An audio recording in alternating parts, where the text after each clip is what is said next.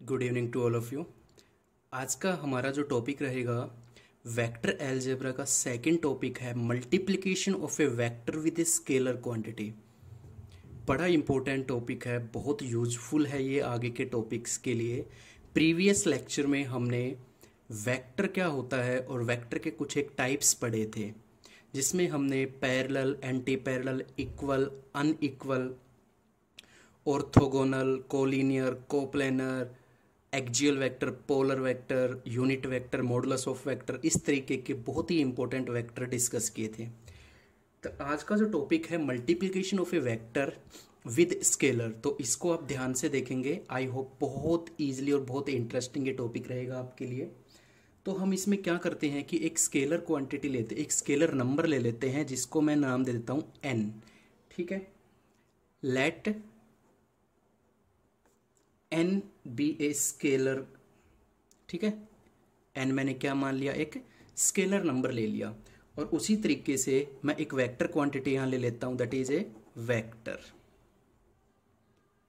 ठीक है, मैंने यहां पे एक स्केलर लिया है, कोई भी नंबर ले सकते हो आप, n की बजाय एक्स वाई जेड कुछ भी, और वेक्टर भी आप कुछ भी ले सकते हो।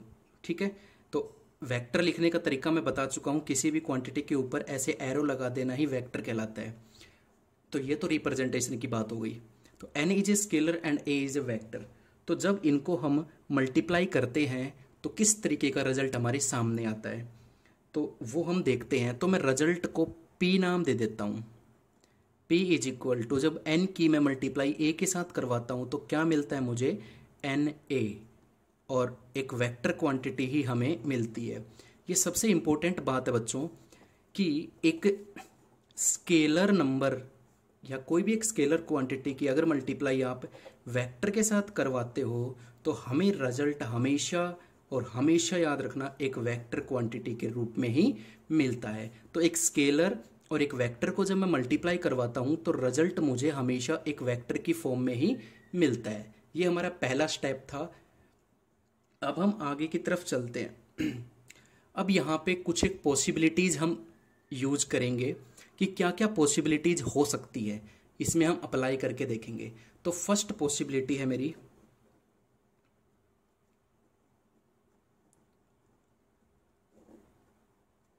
फर्स्ट पॉसिबिलिटी मैं जो यहां पे ले रहा हूं, and that is n is greater than 1 and positive.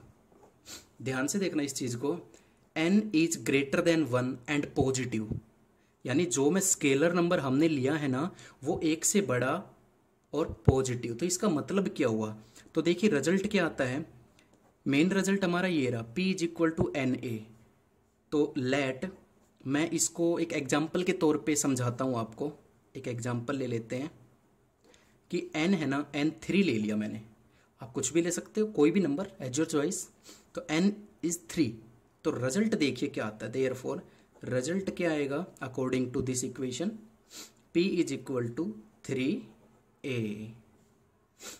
क्या समझे इस बात से, इसका मतलब यह है कि जो रिजल्ट आया है वो a वेक्टर के मैग्नीट्यूड के 3 गुना है, 3 टाइम्स है। और पॉजिटिव का मतलब क्या है कि रिजल्ट की जो डायरेक्शन है ना, p वेक्टर की जो डायरेक्शन है वो a वेक्टर के डायरेक्शन की तरफ ही है, उसी की जैसी है, यानी उसी की तरफ उसकी डायरेक्शन है।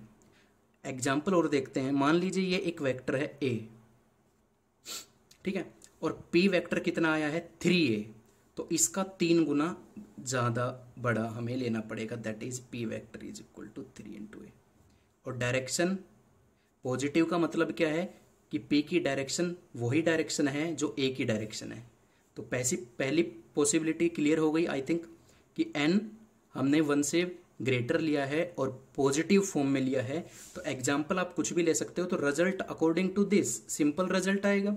अब यहाँ पे पॉजिटिव वैल्यू आ रही है, इसका मतलब है कि इसकी जो डायरेक्शन है वो a वेक्टर की डायरेक्शन की तरफ ही होगी। और +3 का मतलब है कि p वेक्टर का जो लेंथ होगी, जो मैग्नीट्यूड होगा, वो a वेक्टर के 3 गुना होगी। क्लियर। दूसरी पॉसिबिलिटी करते हैं यहाँ पे। सेकंड पॉसिबिलिटी मैं यहां पे लेना चाहता हूं, that is n is less than 1। ध्यान से समझिए, n is less than 1 and positive. इस केस में क्या होगा, देखिए यहां पे मैंने लिया था n is greater than 1 but positive, और यहां ले लिया मैंने n is less than 1 and positive. तो n इज लेस देन 1, तो हम यहाँ पे वही एग्जाम्पल लेके चलते हैं कि n इज इक्वल टू 1 से कम कब आएगा, जब कोई फ्रैक्शनल वैल्यू लेंगे हम। मैंने ले लिया 1/3, मैं 3 का ही केस लेके चलता हूँ ताकि आपको क्लियर होता चले। देखिए n इज इक्वल टू मैंने 1/3 यहाँ पे ले लिया, ठीक है। जब आप इसको डिवाइड करके सोल्व करोगे तो आपका रिजल्ट 1 से कम आएगा, 0 पॉइंट समथिंग। ओके, तो इसका मतलब क्या है, मान लीजिए ए वेक्टर ये है आपका, तो देखिए यहां से रिजल्ट कितना आ जाएगा, रिजल्ट आपका इसके अकॉर्डिंग कितना आ जाएगा, n तो 1/3 ए वेक्टर, यानी p वेक्टर की वैल्यू कितनी आई, ए वेक्टर के मॉडुलस का 1/3। तो किस तरीके से होगा, यानी इसका इस तरीके से होगा, ये इस पूरे का 1/3, ये आ गया आपका p। ठीक है, सिंपल सी चीज है, क्लियर। और पॉजिटिव आपको मालूम ही है कि p की डायरेक्शन क्या है, जो a की डायरेक्शन है, अलोंग एक्स एक्सिस। तो ये दो पॉसिबिलिटी। अब तीसरी पॉसिबिलिटी की तरफ चलते हैं, देखिए क्या आता है। तो देखिए बच्चों, तीसरी पॉसिबिलिटी मैं यहाँ पे क्या लेता हूँ कि n is greater than 1 but negative possibility यहाँ पे मैं ले रहा हूँ, तो उसका रिजल्ट किस तरीके से आएगा हमारे पास। तो चलिए डिस्कस करते हैं इसके बारे में कि n is greater than 1 but in negative direction. तो यहाँ पे नेगेटिव क्या शो कर रहा है और n इज ग्रेटर देन 1 क्या शो कर रहा है। तो हमेशा की तरह मैं जो स्केलर नंबर है उसको मैं 3 ले लेता हूँ क्योंकि ग्रेटर देन 1 है, बट नेगेटिव यानी -3। समझ में आई वह बात हमारी। चलिए यहाँ पे पॉजिटिव ही रहने दीजिए क्योंकि 1 से ग्रेटर हमने लिया है, तो n3 है। नेगेटिव का क्या यहाँ पे यूज है वो मैं आपको बताता हूँ। तो रिजल्ट हमारा क्या आया, यहाँ पे रिजल्ट हमारा आएगा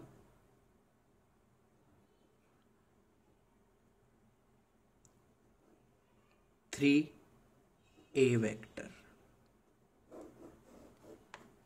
-3a वेक्टर माइनस नेगेटिव में टर्म लेके चल रहा हूं। देखो n इज इक्वल टू 1 जो है वो एक मैग्नीट्यूड है, मैग्नीट्यूड 3 है जो 1 से बड़ा है, बट नेगेटिव बात का केस भी यहाँ पे हम लेके चलेंगे। तो n की वैल्यू यहाँ पॉजिटिव की बजाय हम क्या लेके चलेंगे, नेगेटिव ही लेंगे। ठीक है, बात समझ में आ रही है ना। जो 3 है ना, 3 it is a magnitude and negative sign is for direction. तो देखिए मान लीजिए एक वेक्टर ये है हमारा, तो जो p रिजल्ट आया है ना मेरा, p रिजल्ट क्या है कि a वेक्टर के मैग्नीट्यूड का 3 गुना but in opposite direction. Here negative sign show that the direction will be opposite of p to the a। मतलब अगर इसको मैं रिप्रेजेंट करूं तो किस तरीके से बनेगा, ये a का 3 गुना बनेगा बट अपोजिट डायरेक्शन में, लाइक दिस। तो p कितना आ जाएगा, -3a वेक्टर। ठीक है, a का 3 गुना तो बना, लेंथ में तो 3 गुना हो गया, that is greater than 1, but negative show the direction of p that is opposite to a vector. तो नेगेटिव का मतलब होता है यहाँ पे डायरेक्शन से। चौथी पॉसिबिलिटी और ये लास्ट पॉसिबिलिटी कौन सी आती है, दैट इज n, ये हो जाएगा आपका and negative, n is less than 1 and negative. तो सिंपल सी बात है, वही जो पहले केस लिए थे वही, let n is equal to -1/3, क्योंकि फ्रैक्शन की फॉर्म में लूंगा 1/3 तो ही तो इसको सोल्व करेंगे, तो 1 से लेस आएगी वैल्यू। एंड नेगेटिव साइन है the direction, for direction use करते हैं नेगेटिव साइन के लिए। तो रिजल्ट कितना आता है हमारा, -1/3a।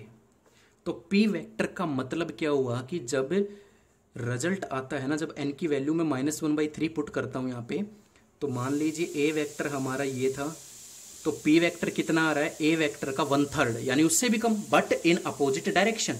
देखो नेगेटिव साइन को हमेशा साथ लेके चलना है, नेगेटिव साइन का मतलब होता है अपोजिट डायरेक्शन में, और 1/3 is a magnitude, length of vector.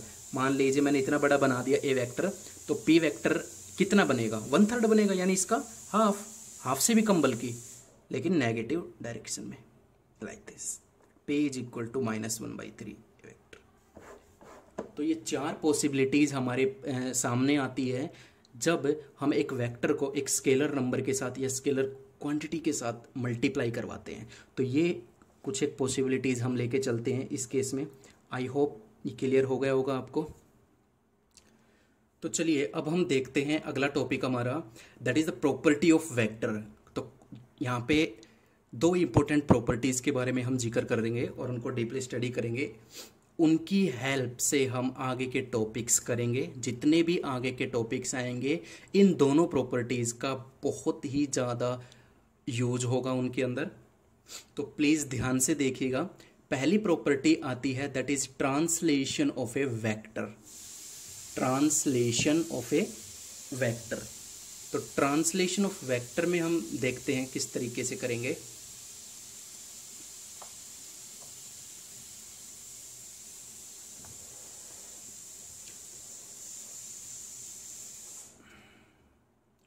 तो ट्रांसलेशन ऑफ वेक्टर देखते हैं। ट्रांसलेशन ऑफ वेक्टर का मतलब होता है कि पैरेलली, ठीक है, एक वेक्टर को पैरेलली एक जगह से दूसरी जगह में शिफ्ट करना ही क्या कहलाता है, translation of vector.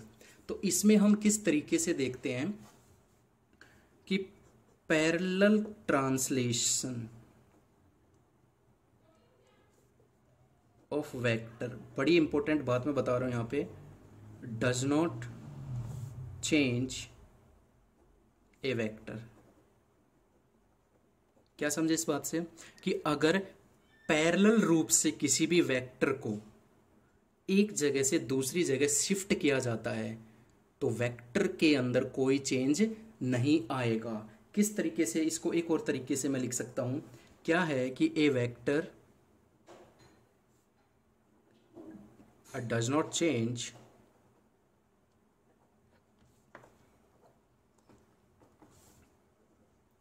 if it is shifted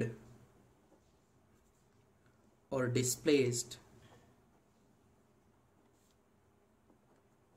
to itself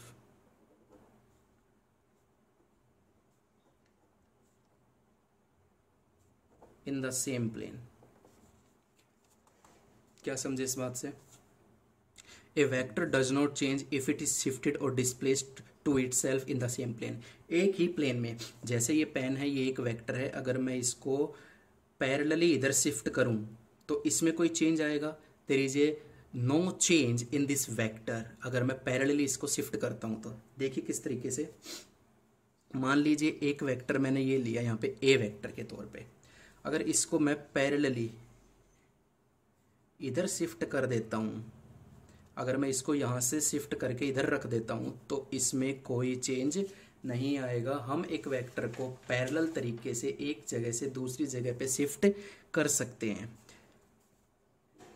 ऐसे भी कर सकता हूँ मैं, जैसे ये कोई ए वेक्टर है, ठीक है, तो इसको मैं पैरेलली इस साइड शिफ्ट कर सकता हूँ ईजिली, इस पर कोई असर नहीं पड़ेगा। एक और तरीका है, आगे हम न्यूमेरिकल्स करेंगे तो उसमें यूज होगा। मान लीजिए ये ए वेक्टर है, तो मैं इसको, जैसे ये ए वेक्टर है तो मान लीजिए यहाँ पे ये ए वेक्टर है पेन मेरा, तो इसको मैं शिफ्ट करके इधर भी रख सकता हूँ, अलोंग लाइन, अलोंग पैरेलली तरीका एक। तो इसको मैं यहाँ पे भी शिफ्ट कर सकता हूँ, तो इस पर भी कोई असर नहीं पड़ेगा। इसी को बोलते हैं ट्रांसलेशन ऑफ ए वेक्टर, हमेशा याद रखना। तो shifted property mainly used in find angle between the two vector. ये प्रॉपर्टी किस में यूज की जाएगी? आगे दो वेक्टर के बीच में एंगल फाइंड आउट करने के लिए हम ट्रांसलेशन ऑफ वेक्टर की हेल्प लेंगे। तो थ्योरेटिकल एक ये प्रॉपर्टी थी इसकी। दूसरी प्रॉपर्टी जो आती है and that is rotation, that is rotation of vector. तो रोटेशन ऑफ वेक्टर में किस तरीके से हम करेंगे? देखिए रोटेशन ऑफ वेक्टर इसकी दूसरी प्रॉपर्टी आती है। तो इसमें हम किस तरीके से इसको डिफाइन करते हैं कि a vector change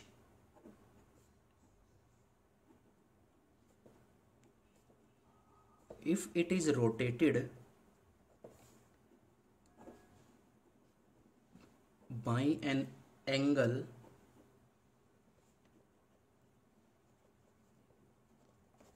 other than 2 pi. क्या समझे इस बात से कि एक वेक्टर चेंज तभी हो सकता है if it is rotated by an angle other then, अगर 2 पाई के अलावा कोई भी वेक्टर हम रोटेट करते हैं तो उसमें चेंज आएगा, वरना नहीं आएगा। तो चलिए इसको समझते हैं किस तरीके से एक्सप्लेन करेंगे।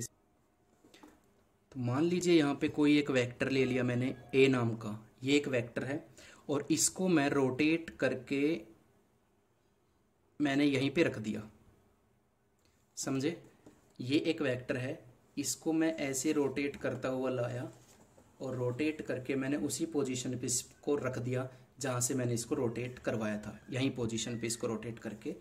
जैसे इससे मैं आपको समझाऊं, अगर ये वेक्टर है, इसको मैंने पूरा रोटेट किया और इसी वेक्टर पे रख दिया, उसी पोजीशन पे रख दिया, तो क्या चेंज आता है, कितने डिग्री पे मैंने इसको रोटेट करवाया, 360, और 360 को कैसे लिखा जाता है, 2 पाई की फॉर्म में। तो क्या कोई चेंज आया मैग्नीट्यूड में? क्या इसकी लेंथ में चेंज आया, मैग्नीट्यूड में चेंज आया? नहीं। क्या इसकी डायरेक्शन में चेंज आया? नहीं। तो याद रखना, vector is not change when rotated by angle 2 पाई कह लो या 360 कह लो। अगर 360 के अलोंग मैं किसी भी वेक्टर को रोटेट करता हूं तो उस वेक्टर के मैग्नीट्यूड में भी चेंज नहीं आएगा और डायरेक्शन में भी चेंज नहीं आएगा। लेकिन अगर मैं इस वेक्टर को, ये जो ए वेक्टर है, अगर मैं इस वेक्टर को यहां पे शिफ्ट कर देता हूं इस तरीके से, ए वेक्टर को उठा के अगर मैं यहां पे शिफ्ट कर देता हूं 90 डिग्री पे, 90 को क्या बोलते हैं, π/2, तो क्या ये वेक्टर वही रहेगा? देखिए जरा, ये वेक्टर था, इसको मैं ऐसे शिफ्ट कर देता हूं तो क्या सेम वेक्टर रहेगा ये? देखिए लेंथ तो वही रहेगी, मैग्नीट्यूड तो वही रहेगा, बट क्या डायरेक्शन वही है? डायरेक्शन नहीं है तो वेक्टर सेम नहीं रहेगा, क्योंकि वेक्टर की पॉसिबिलिटी के लिए डायरेक्शन का भी होना जरूरी होता है। तो ए वेक्टर को अगर मैं 2 पाई के अलावा रोटेट करवाता हूं किसी दूसरे एंगल पे तो वो वेक्टर जरूर चेंज होगा, मैग्नीट्यूड चेंज नहीं होगा बट डायरेक्शन जरूर चेंज हो जाएगी। और एक वेक्टर को सेम कहलाने के लिए दोनों कंडीशन जरूरी होती है, उसका मैग्नीट्यूड भी सेम होना चाहिए और उसकी डायरेक्शन भी सेम होनी चाहिए। लेकिन यहाँ पे डायरेक्शन अलग अलग, मान लीजिए इसको मैं ईस्ट बोल देता हूँ कि ए वेक्टर टुवर्ड ईस्ट, और यहाँ पे ये 90 डिग्री मुड़ गया नीचे की तरफ, तो इसको मैं कुछ भी कह सकता हूँ, जैसे साउथ ले लिया तो साउथ की तरफ ये नीचे मुड़ गया, तो ये डायरेक्शन, ये क्या हो गया, मैग्नीट्यूड यहाँ पे आपको देखने को मिलेगा सेम है, बट डायरेक्शन यहाँ पे क्या हो रही है, चेंज हो रही है, यानी डायरेक्शन क्या हो रही है, डिफरेंट हो रही है। तो हमेशा याद रखना, 2 vector are same, 2 vector same होंगे ओनली व्हेन, 2 वेक्टर सेम कब होंगे, only when their magnitude and direction will be same. बहुत इंपॉर्टेंट ये रिजल्ट है, ये हमेशा आपको याद रखना है। अब यहाँ पे देखिए, ये जो वेक्टर मैंने लिया था इसको मैं 90 डिग्री पे नीचे की तरफ लेके आया, तो लेकिन कई बच्चे ये वाला एंगल भी मेजर करते हैं, ये वाला एंगल जो कि 270 है। लेकिन याद रखना, 2 वेक्टर के बीच के एंगल को 2 अलग अलग तरीके से देखा जा सकता है, लेकिन हम लेंगे कौन सा, जो छोटा एंगल होगा, जो स्मॉलर एंगल होगा, हम स्मॉलर एंगल को लेके चलते हैं वेक्टर के अंदर। तो ये 2 प्रॉपर्टीज थी। ट्रांसलेशन में पैरेलली शिफ्ट करवाते हैं, रोटेशनल में 2 पाई के अलावा अगर किसी भी वेक्टर को रोटेट करवाया जाएगा तो वो चेंज होगा, और 2 पाई के साथ रोटेट करवाया जाएगा तो वो चेंज नहीं होगा। तो एक रोटेशनल हमारी प्रॉपर्टी थी और एक ट्रांसलेशन, ये 2 वेक्टर की इंपॉर्टेंट प्रॉपर्टी आपके लिए। तो आज के लिए इतना ही। नेक्स्ट वीडियो में हम लेके आएंगे आपके लिए कि 2 वेक्टर के बीच में एंगल किस तरीके से फाइंड आउट किया जाता है, वेरी इंपॉर्टेंट वीडियो। तो पढ़ते रहिए। Thank you so much.